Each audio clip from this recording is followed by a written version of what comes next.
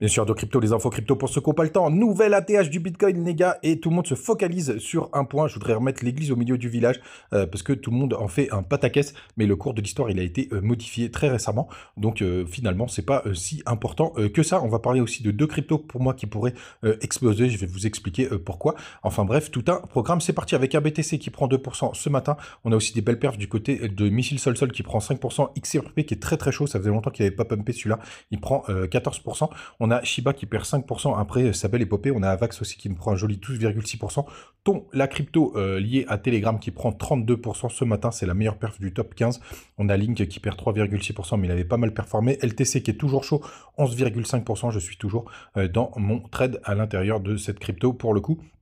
On a aussi HBAR qui fait une petite poussée 3,3%, STX qui perd 9%, XLM qui prend 6%. C'est peut-être la prochaine crypto aussi qui pourrait exploser puisque en général il suit XRP. On a PP qui perd 8,6%. Et dans le bas du tableau, elle est FED qui perd 7,8% et Rune qui prend 6,6% comme TIA. Les gars, donc pourquoi pour moi tout le monde se focalise sur un sujet qui pour moi pas du tout important, puisque tout simplement le cours de l'histoire a été modifié. Je vais vous expliquer pourquoi. Puisque au dernier bull run, pour le coup qui était celui de 2021, bah, qu'est-ce qui s'est passé? Bah, on a eu le crack Covid en 2020 les gars. Donc tout le monde fait un pataquès en disant que le BTC avait pas tapé son ATH avant le halving, mais si on zoome de très très près, regardez, il y a eu une magnifique correction sur les 0,618 quand on a touché les 14 000 $. Pour retracer, vous voyez, c'était juste ici. On est revenu taper les 7 000 $, donc c'est une correction tout à fait normale d'aller rechercher les 0,618, hein, vous voyez, c'est juste là, c'est très très propre, et juste ce qui s'est passé derrière, bah, les gars, c'est eu le crack Covid.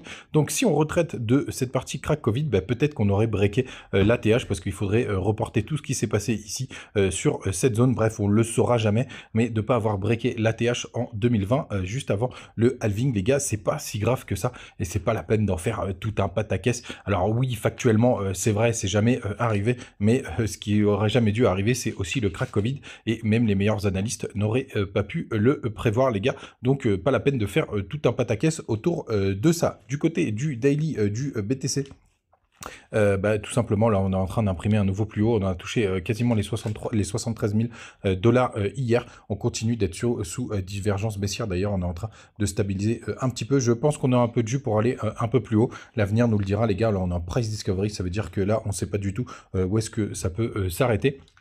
On voit quand même que l'impulsion est plutôt propre. J'aimerais bien qu'on imprime au moins une deuxième bougie de hausse. Et pourquoi pas derrière avoir une petite correction. L'avenir nous le dira. Pour l'instant, en tout cas, c'est les alts qui s'éclatent, puisqu'on a des belles performances. Vous voyez, on est repassé, on est même à 33.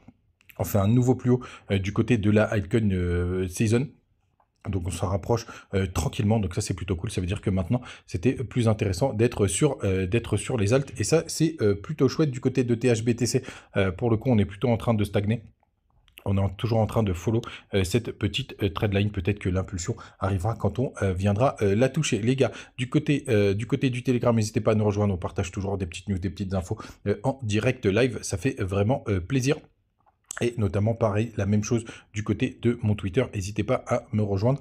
Parfois, je vous pousse des petites infos en direct. Et d'ailleurs, hier, il y a eu un petit tweet de notre ami Ash Crypto qui dit que Vanek ne facturera aucun fees, donc aucun frais sur son ETF. C'est complètement ouf jusqu'au 31 mars 2025. Et je vous rappelais, le 31 mars 2025, oubliez pas, c'est pour moi une deadline très importante du côté du marché crypto. Je vous ai dit, c'est ma deadline max de chez max pour sortir du marché. On verra ce que ça va donner. Hier, Brock a enfin pété, enfin c'est pas hier d'ailleurs, on va passer en daily. C'était ma crypto qui était la plus à la bourre.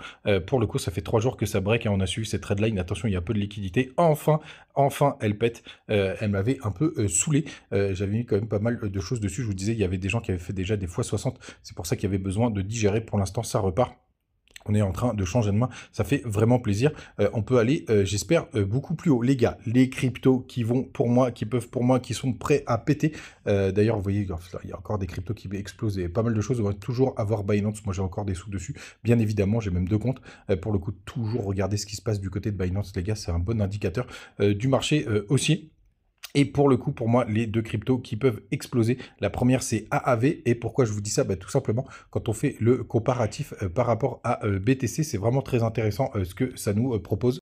Et donc pourquoi ce AAV est pour moi très intéressant? Bah, tout simplement parce que quand on le compare à BTC, on vient rechercher des plus bas extrêmes qu'on n'avait pas touchés depuis des années. Regardez, le plus bas de BTC face à AAV, c'était les 0,017 et pour le coup là on est sur les 0,01840. On a même fait un nouveau plus bas, mais pour le coup pour moi c'est des cryptos qui peuvent exploser et pour moi d'aller rechercher des supports face à BTC, c'est plutôt des bons indicateurs. Quand on fait AAV par rapport à l'USDT, pour le coup, on voit quand même qu'on est en train d'exploser. Regardez, on sort complètement du range. Donc pour moi, c'est des cryptos qui pourraient complètement exploser. Et le deuxième, qui est très intéressant, selon moi, c'est Matic. Puisque pareil, Matic face à BTC, on est aussi sur quelque chose de très intéressant. Si j'arrive à le sélectionner, voilà, c'est juste là. Regardez, pareil, on vient chercher des nouveaux plus bas. On est sur un gros support. Alors attention à ne pas le lâcher hein, pour le coup.